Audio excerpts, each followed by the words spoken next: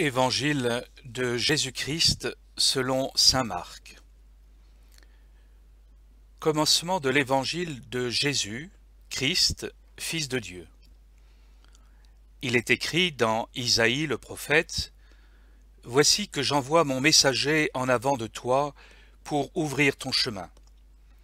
Voix de celui qui crie dans le désert, préparez le chemin du Seigneur, rendez droits ses sentiers. » Alors Jean, celui qui baptisait, parut dans le désert. Il proclamait un baptême de conversion pour le pardon des péchés. Toute la Judée, tous les habitants de Jérusalem se rendaient auprès de lui, et ils étaient baptisés par lui dans le Jourdain, en reconnaissant publiquement leurs péchés. Jean était vêtu de poils de chameau, avec une ceinture de cuir autour des reins. Il se nourrissait de sauterelles et de miel sauvage. Il proclamait: « Voici venir derrière moi celui qui est plus fort que moi. Je ne suis pas digne de m'abaisser pour défaire la courroie de ses sandales. Moi, je vous ai baptisé avec de l'eau, lui vous baptisera dans l'Esprit Saint. » En ces jours-là, Jésus vint de Nazareth, ville de Galilée, et il fut baptisé par Jean dans le Jourdain. Et aussitôt, en remontant de l'eau, il vit les cieux se déchirer et l'Esprit descendre sur lui comme une colombe. Il y eut une voix venant des cieux: « Tu es mon Fils bien-aimé, en toi je trouve ma joie. » Aussitôt l'Esprit pousse Jésus au désert, et dans le désert il resta 40 jours, tenté par Satan. Il vivait parmi les bêtes sauvages, et les anges le servaient. Après l'arrestation de Jean, Jésus partit pour la Galilée proclamer l'évangile de Dieu. Il disait: « Les temps sont accomplis, le règne de Dieu est tout proche. Convertissez-vous et croyez à l'évangile. » Passant le long de la mer de Galilée, Jésus vit Simon et André, le frère de Simon, en train de jeter les filets dans la mer, car c'étaient des pêcheurs. Il leur dit: « Venez à ma suite, je vous ferai devenir pêcheurs d'hommes. » Aussitôt, laissant leurs filets, ils le suivirent. Jésus avança un peu, et il vit Jacques, fils de Zébédée, et son frère Jean, qui étaient dans la barque, et réparaient les filets. Aussitôt, Jésus les appela. Alors, laissant dans la barque leur père Zébédée avec ses ouvriers, ils partirent à sa suite. Ils entrèrent à Capharnaüm. Aussitôt, le jour du sabbat, Jésus se rendit à la synagogue, et là, il enseignait. On était frappé par son enseignement, car il enseignait en homme qui a autorité, et non pas comme les scribes. Or, il y avait dans leur synagogue un homme tourmenté par un esprit impur qui se mit à crier: « Que nous veux-tu, Jésus de Nazareth? Es-tu venu pour nous perdre?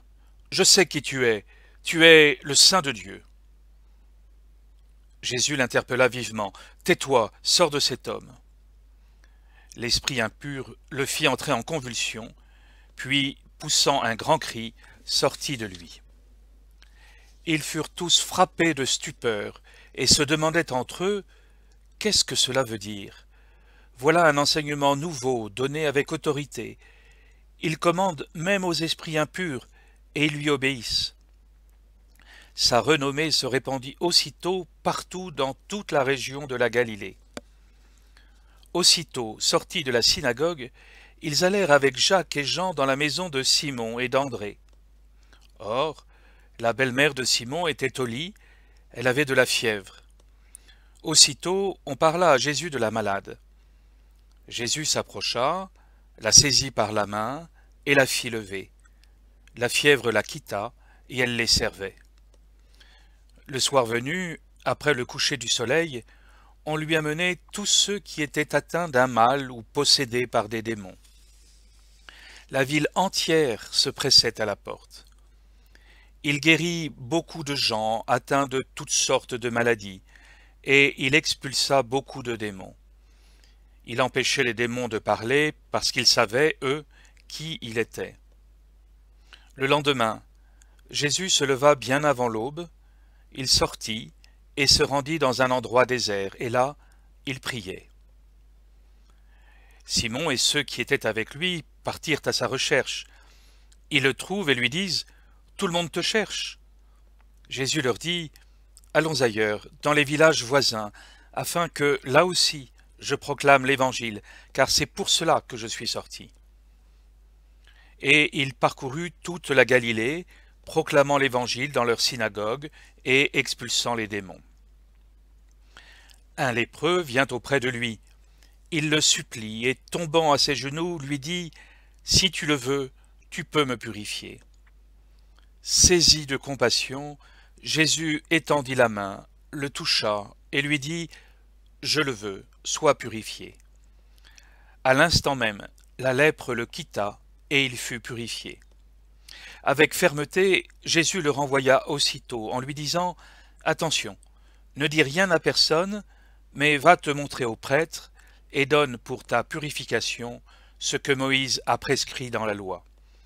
Cela sera pour les gens un témoignage. » Une fois parti, cet homme se mit à proclamer et à répandre la nouvelle, de sorte que Jésus ne pouvait plus entrer ouvertement dans une ville, mais restait à l'écart dans des endroits déserts.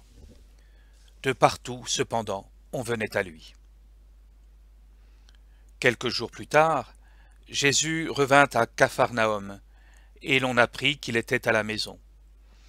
Tant de monde s'y rassembla qu'il n'y avait plus de place, pas même devant la porte, et il leur annonçait la parole. Arrivent des gens qui lui amènent un paralysé porté par 4 hommes. Comme ils ne peuvent l'approcher à cause de la foule, ils découvrent le toit au-dessus de lui. Ils font une ouverture et descendent le brancard sur lequel était couché le paralysé. Voyant leur foi, Jésus dit au paralysé « Mon enfant, tes péchés sont pardonnés. » Or il y avait quelques scribes assis là qui raisonnaient en eux-mêmes. « Pourquoi celui-là parle-t-il ainsi? Il blasphème. Qui donc peut pardonner les péchés, sinon Dieu seul ?» Percevant aussitôt dans son esprit les raisonnements qu'ils se faisaient, Jésus leur dit « Pourquoi tenez-vous de tels raisonnements? Qu'est-ce qui est le plus facile? Dire à ce paralysé « Tes péchés sont pardonnés » ou bien lui dire « Lève-toi, prends ton brancard et marche ». Eh bien, pour que vous sachiez que le Fils de l'homme a autorité pour pardonner les péchés sur la terre, Jésus s'adressa au paralysé, je te le dis, lève-toi, prends ton brancard et rentre dans ta maison. Il se leva, prit aussitôt son brancard et sortit devant tout le monde.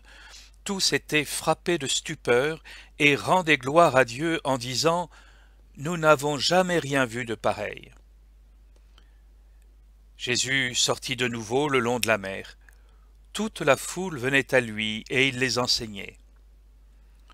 En passant, il aperçut Lévi, fils d'Alphée, assis au bureau des impôts. Il lui dit « Suis-moi ». L'homme se leva et le suivit. Comme Jésus était à table dans la maison de Lévi, beaucoup de publicains, c'est-à-dire des collecteurs d'impôts, et beaucoup de pécheurs vinrent prendre place avec Jésus et ses disciples, car ils étaient nombreux à le suivre. Les scribes du groupe des pharisiens, voyant qu'il mangeait avec les pécheurs et les publicains, disaient à ses disciples « Comment? Il mange avec les publicains et les pécheurs ?» Jésus, qui avait entendu, leur déclara « Ce ne sont pas les gens bien portants qui ont besoin du médecin, mais les malades. Je ne suis pas venu appeler des justes, mais des pécheurs. » Comme les disciples de Jean le Baptiste et les pharisiens jeûnaient, on vient demander à Jésus « Pourquoi, alors que les disciples de Jean et les disciples des pharisiens jeûnent, tes disciples ne jeûnent-ils pas ?» Jésus leur dit « Les invités de la noce pourraient-ils jeûner pendant que l'époux est avec eux? Tant qu'ils ont l'époux avec eux, ils ne peuvent pas jeûner. Mais des jours viendront où l'époux leur sera enlevé, alors ce jour-là, ils jeûneront. Personne ne raccommode un vieux vêtement avec une pièce d'étoffe neuve. Autrement, le morceau neuf, ajouté, tire sur le vieux tissu et la déchirure s'agrandit. Ou encore, personne ne met du vin nouveau dans de vieilles outres, car alors le vin fera éclater les outres, et l'on perd à la fois le vin et les outres. À vin nouveau, outre neuve. Un jour de sabbat, Jésus marchait à travers les champs de blé, et ses disciples, chemin faisant, se mirent à arracher des épis. Les pharisiens lui disaient « Regarde ce qu'ils font le jour du sabbat, cela n'est pas permis. » Et Jésus leur dit « N'avez-vous jamais lu ce que fit David lorsqu'il fut dans le besoin et qu'il eut faim, lui-même et ceux qui l'accompagnaient?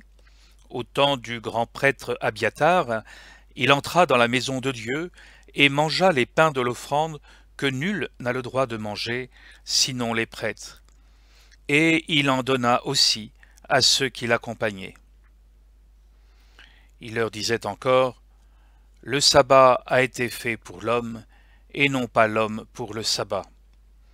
Voilà pourquoi le Fils de l'homme est maître même du sabbat. » Jésus entra de nouveau dans la synagogue.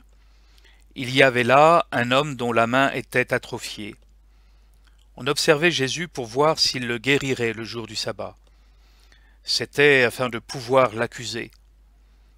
Il dit à l'homme qui avait la main atrophiée, « Lève-toi, viens au milieu. » Et s'adressant aux autres, « Est-il permis le jour du sabbat de faire le bien ou de faire le mal, de sauver une vie ou de tuer ?» Mais eux se taisaient. Alors, promenant sur eux un regard de colère, navré de l'endurcissement de leur cœur, il dit à l'homme, « Étends la main. » Il l'étendit, et sa main redevint normale. Une fois sortis, les pharisiens se réunirent en conseil avec les partisans d'Hérode contre Jésus pour voir comment le faire périr.